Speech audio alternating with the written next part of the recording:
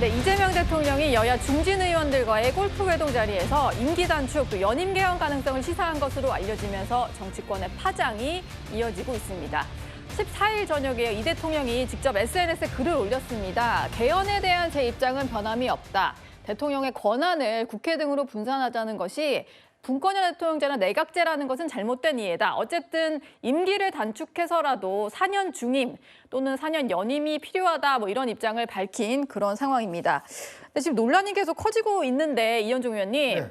야권에서 얘기하는 것은 어쨌든 연임은 없다를 선언해야 우리가 협조 가능하다 이런 말이 나오는데 뭐 X에 올린 글에도 연임 얘기는 없더라고요.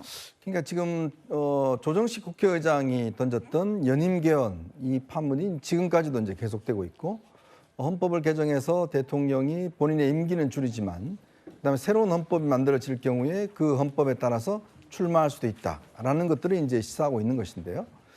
근데 이제 제가 볼 때는 과연 연임이라는 게 현실적으로 가능할까에 대한 의문이 듭니다. 왜냐하면 이 대통령이 연임하기 위해서는 야당 협조뿐만 아니라 사실은 여당 내부에 지금 협조가 필요한 거거든요. 예. 왜냐하면 지금 이번에 전당대회 했습니다마는 그러나 이 여당 내 대선 주자들이 과연 이재명 대통령의 연임을 받아들이겠습니까? 더 나아가서는 국민들이 동의하지 않을 겁니다. 우리 국민들은 이 독재에 대한 저항했던 그런 역사적 어떤 전통이 꾸준히 있지 않습니까? 네.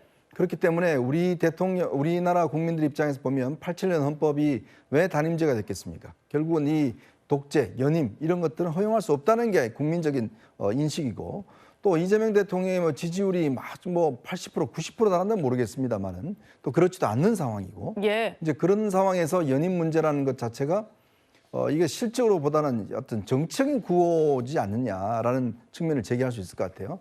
야당 입장에서는 당연히 지금 대통령이 연임 개헌을 추진할 가능성이 있다라고 이야기를 하고 직접 언급해라라고 이야기를 하지만 네. 또 한편으로 봐서는 대통령 입장에서는 이런 논란 자체가 지금 여러 가지 어떤 국내적으로 벌어지고 있는 부동산 문제, 경제 문제 등등 본인에게 불리한 이슈들을 사실상 이 이슈로 덮는 효과를 또 누리고 있거든요. 이슈를 이슈로 덮는 거예요? 그렇죠. 왜냐하면 지금 사실은 대통령에 대한 여러 가지 실적 문제에 대한 어떤 국민적 비난이 큰 상황에서 개헌 논의를 구체적으로 끌어올리고 그러면 이 개헌에 대해서 연임을 해라 마라 뭐 등등 하면서 이 논쟁이 지속된다 그러면 당연히 다른 이슈들은 좀 묻히는 효과가 있지 않겠습니까? 저는 그렇기 때문에 청와대에서 이 대통령 개헌을 들고 나온 것 자체는 진짜 개헌을 하기 위해서라기보다는 좀 뭔가 국면을 전환하기 위한 목적이 있지 않느냐 저는 그렇게 예상이 됩니다. 네. 장동혁 국민의힘 대표는 대통령이 개헌 관련 입장을 밝힌 뒤에도 연임 꼼수다 이렇게 맹공을 펴고 있습니다. 원포인트 개헌할 때도 결국은 본인 계속 장기 집권으로 가기 위한 빌드업이다. 임기 단축 개헌하면 깨끗하게 자 4년만 하고 저는 임기 단축 개헌하고 시민의 한 사람으로 돌아가서 저는 당당하게 재판받겠습니다. 왜 이 멋진 한마디를 그렇게 못합니까? 근데 그 한마디를 못하면서 계속해서 4년 중임이든 뭐든 개헌을 얘기할 때마다 결국은 우리가 의심하는 것은 이재명 대통령이 자기 임기를 단 하루라도 손해보면서 단축할 것 같습니까? 절대 그런 거 못하는 사람입니다. 그러니 8년, 어쩌면 8년 하다가 더 연장할 수도 있어요. 본인이 평생 대통령 하기 위한 꼼수지. 근데 조금 전에 이현종 위원님 얘기를 좀 생각을 해보면 야권에서 저렇게 계속 반응을 하는 것도 어찌 보면은 개헌 이슈를 다른 이슈로 좀 이제 전환하는 뭐 이런 생각이 좀 들기도 하는데요. 성추윤 부대변인님. 네. 그래서인지 대통령은 앞으로도 계속 연임에 대해서는 명확한 얘기를 안 할 것 같다는 생각도 좀 드네요. 명확하게 얘기할 필요가 있나? 이미 못하는 겁니다. 연임은 불가능한 건데 그거에 대해서 얘기를 해야 되나요? 저한테 사람들이 자꾸 뭐 예를 들면 사람 때리지 않겠다고 선언해라. 그럼 제가 앞으로 사람을 때리지 않겠습니다라고 하면 그거 얘기 듣는 사람들은 뭐라고 생각하겠습니까? 아, 저 사람은 평소에 사람을 때렸나 보다. 연임도 마찬가지입니다. 연임 안 하겠다. 연임 못 하는데 자꾸 안 하라고 선언한대요. 그 원래 생각했던 것처럼 오해가 될 수 있으니까요. 마치 연임을 꿈꿨던 사람인데 장도혁 대표가 압박해서 장도혁 대표가 정치적으로 공격을 해서 연임의 의지를 꺾었다. 뭐 이런 성과라도 남기고 싶은 겁니까? 그리고 지금 뭐 지금 장동혁 대표 아까 인터뷰 영상 보면 목에 있는 목걸이에 이승만 대통령 얼굴 걸려 있는 걸로 알고 있는데 그렇게 헌법을 위법적으로 바꿔가면서 연임이 아니라 3선 개헌에 계속해서 뭔가 집권 연장을 꿈꿨던 이승만 대통령 목에 걸고 그 연임 얘기하고 있는 거 좀 우습지 않습니까? 예. 좀 맞는 TPO를 갖춰야 된다는 생각이 들고요. 개헌 논의를 안 하게 되면 야당 손해고요. 가장 큰 손해는 국민 손해입니다. 1987년에 인권 수준에 머물러 있는 기본권. 이거 언제 바꿀 겁니까? 39년이 지났습니다. 권력 구조와 관련돼서 한국형 대통령제는 대통령의 권한이 매우 셉니다. 이거를 대통령이 의회 권한을 나눠주는 쪽으로 내려놓겠다는데 쌍수 들고 환영하면서 빨리 그럼 개헌해가지고 대통령 권한 좀 낮춥시다라고 야당이 얘기를 해야 되는데 연임 안 한다 얘기 안 하면 논의 안 하겠다는 거는 이거는 국민을 무시하는 처사라고 생각합니다. 예. 이 대통령은 어쨌든 직접적인 연임과 관련된 언급을 하지 않았지만 대통령 직속 규제합리화위원회에서 활동 중인 박용진 부위원장은 이렇게 말했습니다.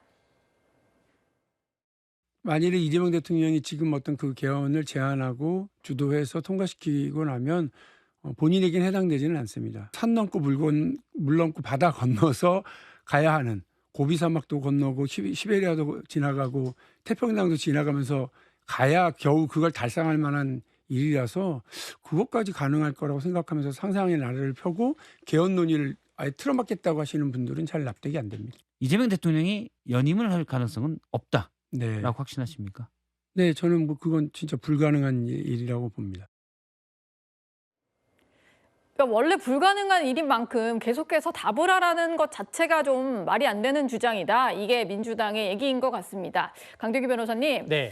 박용진 부위원장이 원래는 비명으로 분류가 되다가 요즘에는 점점 친명이 되신 분이긴 한데 좀 소통을 해서 얘기를 하는 걸까요? 아니면 민심이 좀 악화되는 것 같으니까 좀 불끄기에 나서신 걸까요? 박용진 부위원장은 민주당 내에서 합리적으로 말하는 사람으로 알고 있습니다. 그렇기 때문에 대통령과 소통과 관계없이 본인의 의사를 전달한 것이라 생각이 되고요.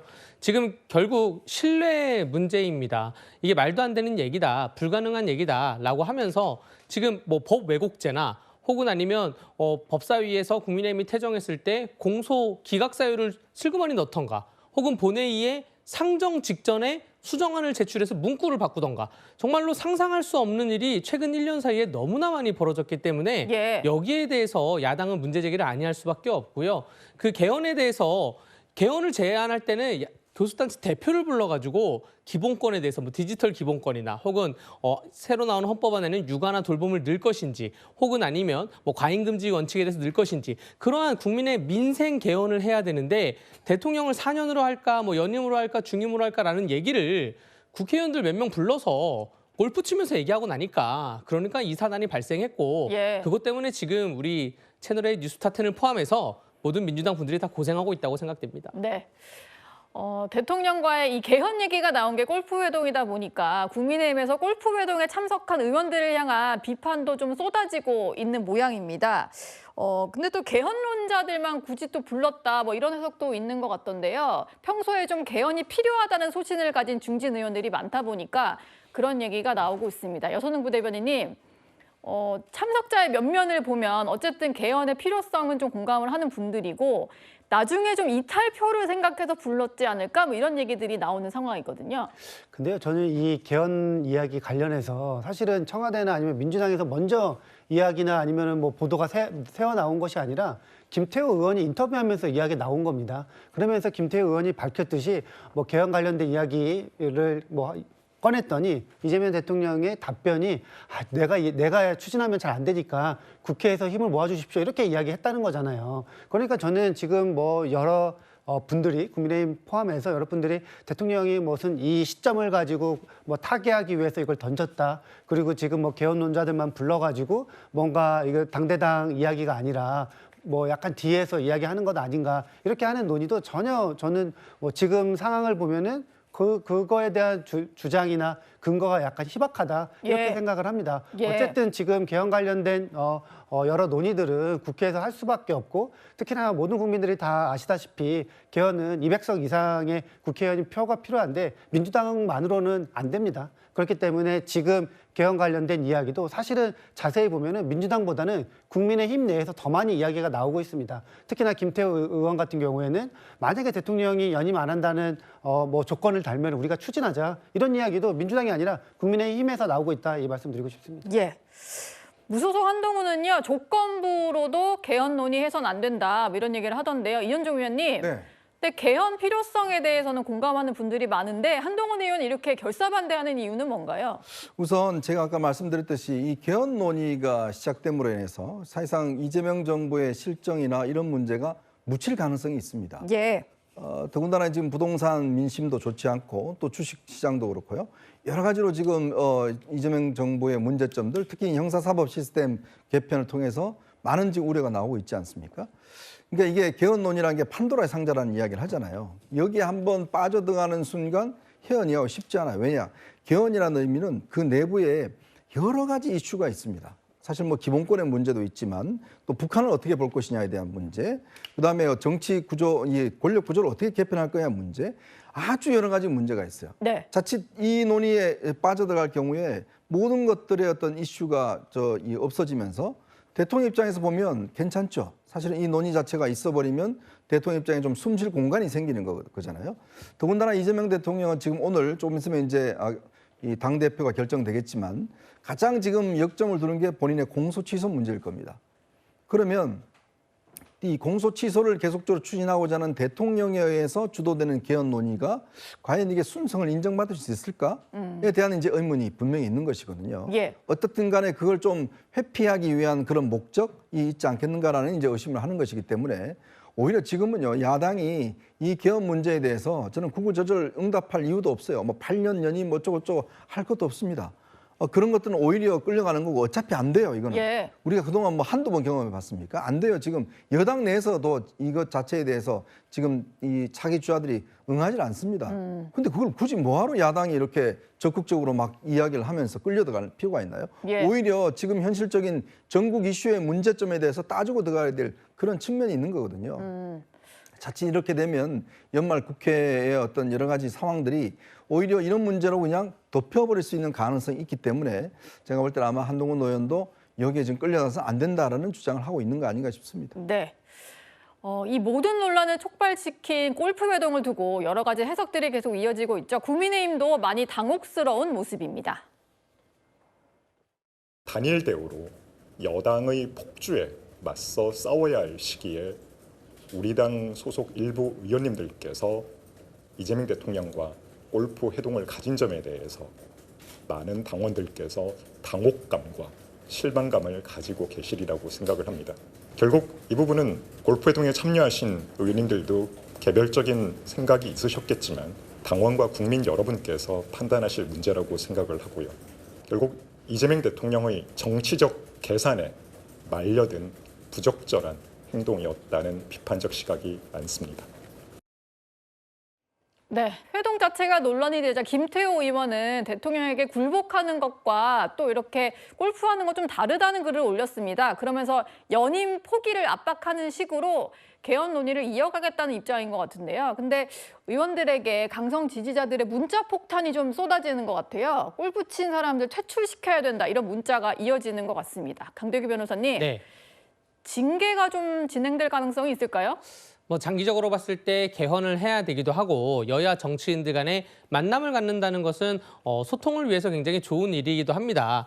징계를 할지 안 할지는 당원 당규와 또 징계에 관련된 윤리위와 관련된 판결을 보면 당에 지극히 극히 유해한 해당 행위를 했을 때 징계를 하는 것인데 이것이 과연 거기까지 이를 것이냐는 좀 판단을 해봐야 되고요. 아까 박성훈 대변인도 부적절한 행동이라고 표현을 했는데 제가 보기에도 다소 좀 경솔한 행동이 아닌가라고 생각이 됩니다. 저 골프 비용은 누가 냈는지 개인적으로 굉장히 좀 궁금하고요. 예. 미국 같은 경우에는 에어포스원 비행기에 뭐 워싱턴에서 캘리포니아로 이동할 때 사람들을 태워가지고 비행기 안에서 설득을 한다고 제가 들었는데 굳이 골프를 치면서 개헌 얘기를 하던가 또 야당 의원들을 설득할 게 뭐가 있나라는 생각이 좀 들기도 합니다. 예. 거기에 또 간 것은 또 굳이 갈 이유가 있을까라는 생각이 들기도 합니다.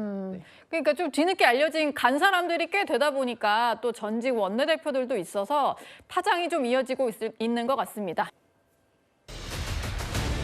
네, 국민의힘 장동혁 대표가 광복절 당일 예고했던 대로 서울 올림픽공원 시위 현장을 찾았습니다. 이번에는 현역 의원만 20명이 함께했습니다. 우리 110명 의원님들 중에서 지금 20%가 싸우고 있습니다.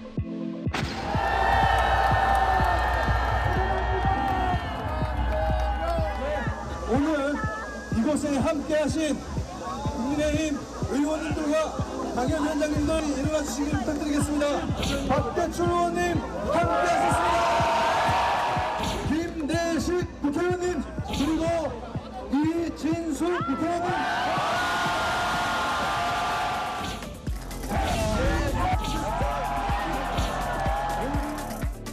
여러분, 상동혁이 옳았습니다. 야전에서 멋지게 싸워준 한 분 한 분을 대표님께서 직접 소개해 주시겠습니다. 김민수!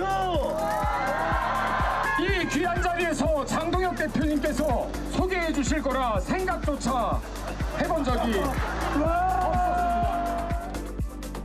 80%가 싸우는 정당으로 바꿔야 되겠다는 생각을 가지고 있습니다. 네.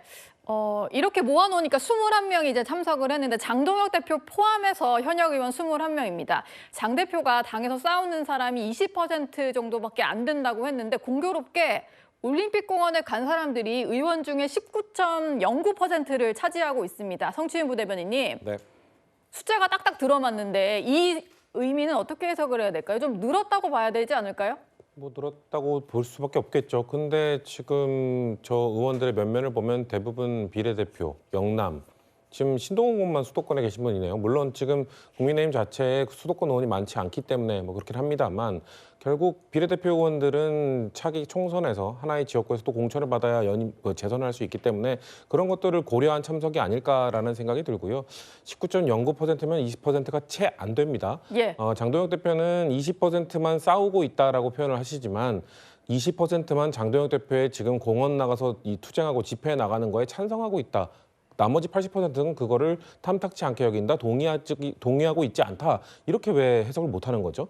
그리고 저기에 나가야만 싸우는 겁니까? 국회의원은 국회 안에서 싸울 수 있는 거 아닙니까? 저기에 나간 사람들만 싸우고 있다고 표현하는 것 자체가 나와 함께 하지 않으면 너네들 다음 당협위원장 어려울 거야. 나는 너네들 공천 만약에 내 연임하면 공천 안 줄 거야. 이런 압박으로 저는 들리기 때문에 예. 장동혁 대표가 꾸역꾸역 정말 압박을 해가면서 겨우겨우 모은 게 20%가 채 안 된다. 본인의 지금 딱 위치를 좀 인식을 해야 되는데 여전히 저기 안에서의 환호성에 취해서 여전히 본인에 대한 지지가 높다고 착각하고 있는 걸로 좀 보여집니다. 네. 말씀 주신 대로 비례대표 또 영남권 의원들이 대부분을 차지하는 상황입니다. 또 정점식 원내대표나 그동안 여러 가지 목소리를 내었던 중진 의원들은 다 불참을 했는데요. 이현종 의원님, 네. 원내 지도부가 아예 선을 그었다. 이건 어떻게 봐야 될까요? 그러니까 사실은 뭐 장동혁 대표가 이야기하는 싸운다는 문제, 싸우면 상대방이 있을 거 아니겠어요? 근데 상대방은 이제 여당일 텐데 싸움을 하게 되면 상대방이 좀 아파야 될 거 아니겠습니까? 근데 상대방이 아파하지 않는 싸움을 싸움이라고 이야기할 수 있을까요? 이제 그 싸움은 제가 볼 때는 아마 장동혁 대표 본인의 대표직과 관련된 싸움인 것 같습니다. 거기에 동원된 사람들, 거기에 한 사람들이고 또 사실은 8.15라는 또 상징적인 날의 의미도 있고 예. 그다음 최근에 이제 당협위원장들 한다고 그러니까 그거에 대한 이제 압박이 뭐 어느 정도 통했다는 생각이 들어요. 뭐 그렇지만 이 이상은 아마 제가 볼 때는 아마 뭐 이런 집회가 매일 이루어질 것도 아닐 거고 아마 아무래도 당권을 갖고 있기 때문에 뭐 당협위원장들을 위태로운 사람들 같은 경우는 이런 집회에 참가할 수 있고 더군다나 이제 그동안 나타나지 않았던 소위 언더 찐윤이라고 하는 사람들도 이제 눈여겨 보입니다. 예.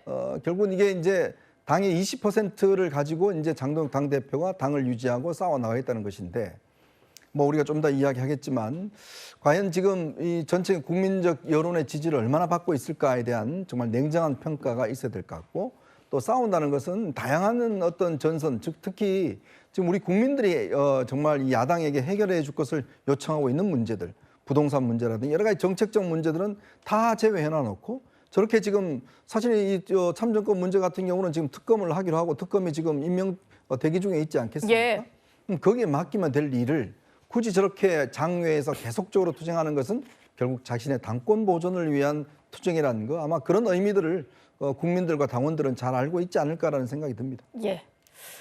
뭐 최근에 당협위원장 물갈이 얘기가 나오다 보니까 그것 때문에 좀 인원이 늘어난 거 아니냐 이런 얘기가 나오는데요. 박충건 수석 대변인은 당내 인사들 모두 자발적으로 참여했다는 점을 강조했습니다. 그 원외 당협위원장들에게 별도의 공지라든가 그런 동요는 없었던 것으로 저는 그렇게 알고 있습니다. 당 차원에서는 특별히 공지가 나간 바가 없고 아마 자체적으로 그 행사 참여를 준비하고 있는 것으로 알고 있고 자발적이라고는 했습니다만 조광특위가 가동을 하고 있고 물갈이를 예고를 했고 또 취임 1주년을 맞아서 대대적인 쇄신안이 나오기 앞둔 그런 상황이다 보니까 영향이 아예 없었다라고 볼 수는 없을 것 같은데요. 여선웅 부대변인님, 이거 좀 신경 쓰고 나간 분들도 있지 않을까요? 그랬을 것 같아요. 그러니까 장동혁 대표가 이 올공 시위 앞두고 갑자기 당협위원장 교체 이야기를 꺼냈는데 뭐 민주당이랑 차이가 얼마나 있는지 잘 모르겠지만 민주당 같은 경우에는 이번 전당대회에서 그 당협위원장, 지역위원장이 결정이 됩니다. 그럼 보통 이제 임기를 2년 가는 것인데 장동혁 대표가 교체하겠다고 하면은 징계를 하고 거기가 사고지역위원회가 되어야지 이렇게 이제 당협위원장, 조직위원장 것을 임명할 수 있는데 그 근거가 결국에는 당대표가 가는 방향에서 뭐 당의 일정 관련된 집회에 많이 참석을 안 한다. 예. 그렇다고 하면 거기에서 이제 감점을 줄 수 있겠죠. 근데 어쨌든 지금 장동혁 대표의 저런 뭐 장애 행보 같은 경우에는 제가 보기에는 별로 이해가 잘 안 돼요. 그러니까 야당 대표가 거리에 나가서 뭐 싸우는 이유는 여당이랑 이야기를 하는데 여당이 잘 안 들어줄 때, 그러니까 국민들의 목소리를 반영해가지고 여당을 압박할 때 쓰는 것인데 이 성관이 사태 같은 경우에는 민주당도 다 찬성해서 국조특위 위원장도 국민의힘한테 주고 특검도 이제 발족해가지고 특검이 이제 나옵니다. 특검도 출범을 하는데 도대체 뭐 때문에 나가서 싸우는 것인지 이현정 위원님 말씀대로 싸울 거는 지금 본인의 당권밖에 없는 것 같아요. 예. 결국 당권을 위해서 이 성관이 사태도 이용하고 있는 것이다 이렇게 봅니다. 당에서 20%만 싸우고 있다 이렇게 말했던 장동혁 대표가요. 올림픽 공원을 찾은 당일에 조금 더 명확하게 당 혁신 방안에 대해서 설명했습니다. 제가 만들고 싶은 국민의힘은 싸우지 않는 사람 배치되는 겁니다. 싸우지 않는데 국회에 있어야 될 이유가 뭐가 있습니까? 당의 주요 의사결정에 있어서 당원들의 의사가 가장 중요시 되는 그런 정당으로 가면 된다고 생각합니다. 싸우는 당을 만들겠다라는 것은 정말로 명확해 보이는데요. 오늘 발표된 정당 지지율을 좀 가지고 와봤습니다. 민주당과 국민의힘의 격차가 8월 첫째 주보다 조금 더 벌어졌고요. 대구 경북에서의 국민의힘 지지율을 보면 59.2%에서 38.9%로 급락이라는 표현을 쓸 수밖에 없을 것 같습니다. 강대규 변호사님. 네. 잘 싸우겠다라고 하면서 저렇게 좀 세를 모아가는 중인데 대구 경북이 전통적인 지지 기반이잖아요. 네. 여기서 이렇게 급락한 거 어떻게 봐야 되나요? 뭐 저기서 급락한 거는 장동혁 대표 지도부와는 무관한다고 저는 생각을 하고요. 관련이 없나요? 네. 여론조사는 좀 튀는 여론조사라고 보여지는데 굳이 제가 튀어도 너무 튀어서 대구 경북에 있는 특히 대구층에 있는 분들하고 취재를 해보면 무슨 얘기를 하셨냐면 서울은 지금 부동산 가격이 올라가고 있어가지고 난리지 않냐. 대구는 안 올라가서 난리다. 서울은 지금 공급을 안 해가지고 난리지 않냐. 대구는 부동산 공급을 너무 많이 했다는 거예요. 부동산 공급을 사태인가요? 너무 많이 해서 상대적으로 부동산 가격이 서울에 비교해서 격차가 벌어지니까 거기에 대한 갸우뚱한 그러한 심정이 좀 있다. 하지만 저렇게 여론조사가 하락할 정도로 떨어지진 않았고 장동혁 지도부에 대해서 계속 응원을 한다. 올림픽 공원에서 많이 싸워달라. 개천절하고 한글날에는 더 많은 사람들이 모일 것이고 더 많은 의원들이 참석할 것이라는 취재를 받았습니다. 근데 부동산에 대한 불만이 있으면 정부 여당한테 가야지 왜 국민의힘한테 가는 건가요? 그 다수당이 이제 국민의힘 당들이 다수당이고 공급을 했을 때 대구의 대구시장 혹은 대구의 국회의원들이 다 국민의힘이었다. 이런 얘기를 하더라고요. 물론 제가 이렇게 평론하는 것이 틀릴 수도 있습니다. 예. 하지만 어떻게든 저 튀는 여론조사에 대해서 이유를 찾아보다 보니까 서울은 공급을 너무 많이 안 했고 대구는 공급을 너무 많이 한 이러한 차이가 있었다는 말씀을 드립니다. 예. 오늘 정점식 원내대표는 3선 중진 의원들과 만찬을 가질 예정입니다. 이 모든 사람들이 올림픽공원 시위에는 불참한 사람들인데 어떤 대화를 나눌지가 좀 궁금하네요. 이현정 위원님. 네. 뭐 아무래도 장동혁 대표 얘기하지 않을까요? 여론조사 잘못 나오면 튀는 조사고 잘 나오면 제대로 된 조사. 이렇게 하니까 민심을 모르는 거예요. 예. 민심이라는 건 우리가 과학적인 방법들, 물론 뭐 그중에서는 좀 튀는 것도 있겠지만 지금 일련의 어떤 여론조사를 쭉 살펴보면 결국 민심의 어떤 과학적인 표집이 되지 않겠습니까? 그러니까 그만큼 지금 야당이 정부 여당을 상대로 해서 여러 가지 문제점이나 이런 것들을 수권 정당의 모습을 못 보여준다는 국민적 판단이 있는 거 아니에요. 그러면 그거에 대해서 왜 그런지를 생각하기 이전에 아니 이게 장동혁 대표 아무 상관이 없어요? 그러면 이 국민의힘 아닙니까? 그럼 뭐 다른 당 조사한 거예요?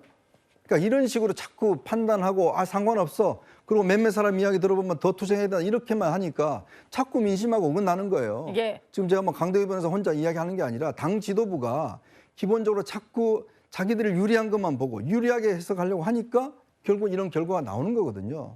그렇기 때문에 좀 더 민심의 정확한 방향들을 인식을 하고 그 문제에 대한 어떤 해결 방법을 찾아 나가야 되는데 저는 정점식 원내대표가 지금 이 중간에 서서 굉장히 아마 고심을 많이 하고 있다는 생각이 듭니다. 네. 더군다나 장 대표가 계속 저렇게 독주하고 있는 상황에서 또 원내는 원내대로 이 또 문제를 해결해야 되는 그런 관점이고 지금 뭐 정책위 의장도 지금 뭐 아직까지 임명이 되고 있지 않는 상황이고 이런 상황에서 또 의원들도 뭐 당협들 지금 한다고 그러고 불안하기 때문에 아마 그런 의견과 민심을 수습하기 위해서 아마 소집한 게 아닌가 해석을 해봅니다. 예.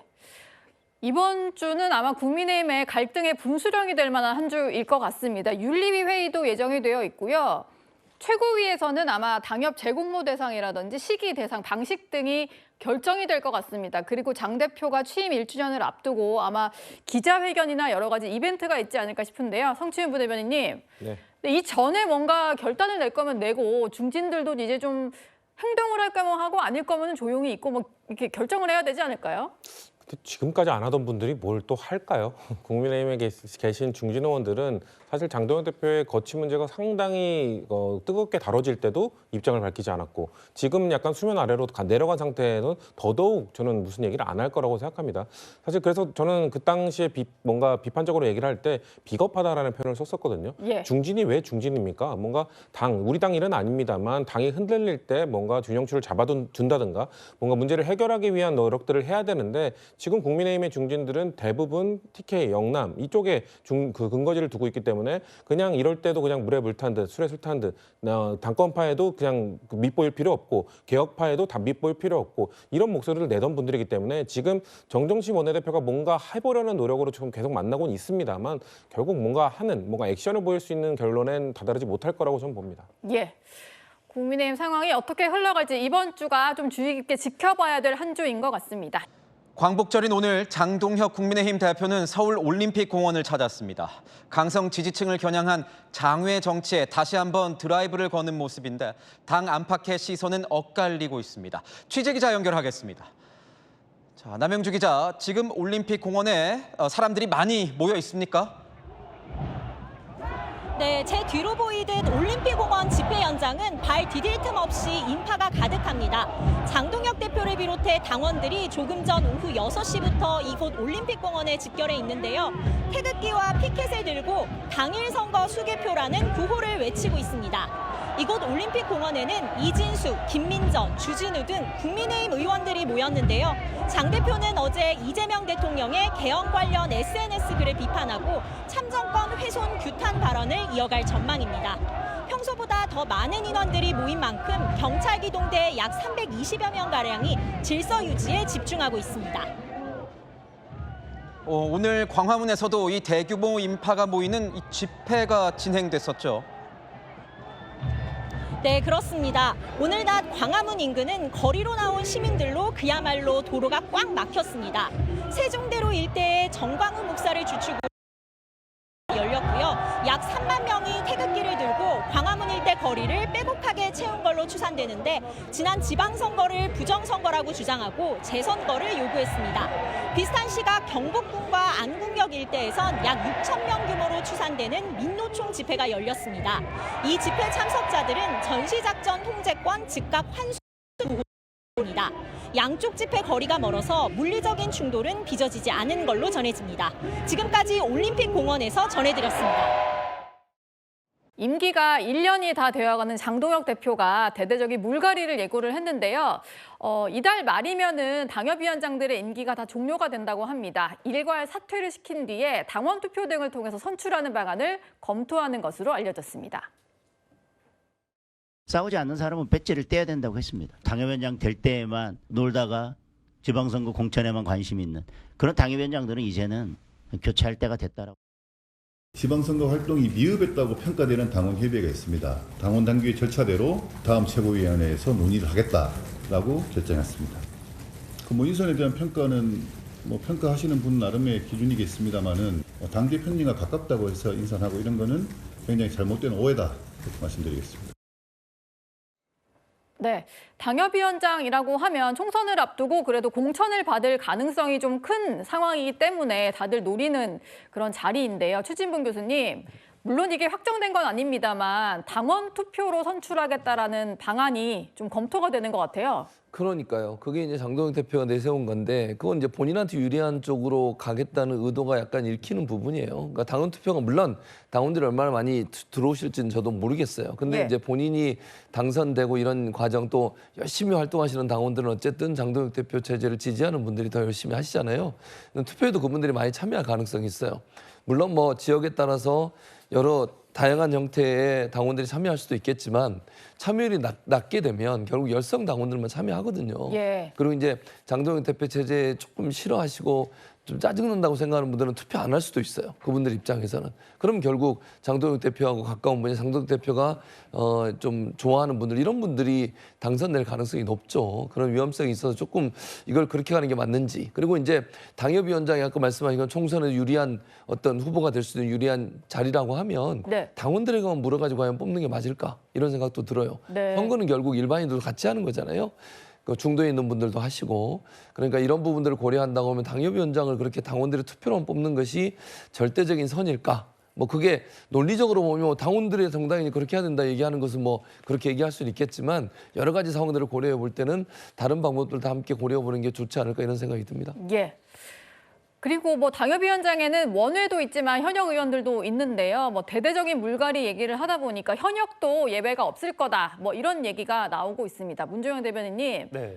이게 근데 약간 특정 계파를 좀 염두에 두고 다 나오는 룰이다. 뭐 이런 지적도 있는데 그건 맞는 건가요? 글쎄요.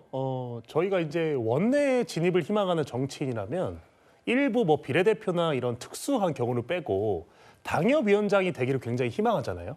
아무래도 차기 총선에서 독보적인 어떤 그 입지를 확보하기 때문인데요. 우리가 이제 원내를 나눌 때 결국 그 배지가 있냐 없냐를 기준으로 나누는 것인데 네. 국민들 입장에서는 이 당협위원장이라는 직 자체는 종신직도 아니고요.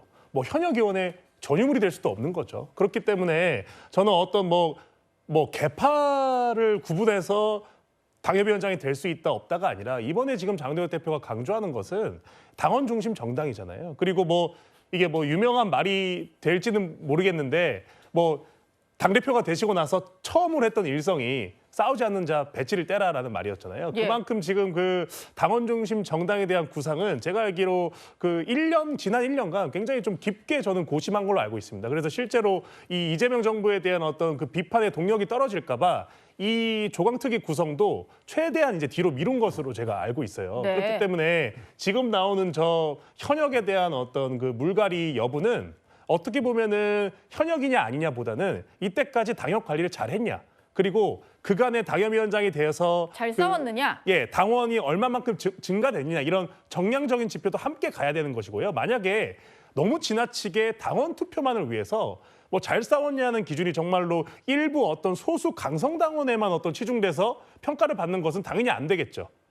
말인즉슨 전반적으로 이때까지 해왔던 평가 기준에 더해서 당원에 대한 투표까지 추가되는 것이기 때문에 저는 일종의 장동혁표 시스템 공천으로 봐주시는 게 맞을 것 같다고 생각합니다. 네.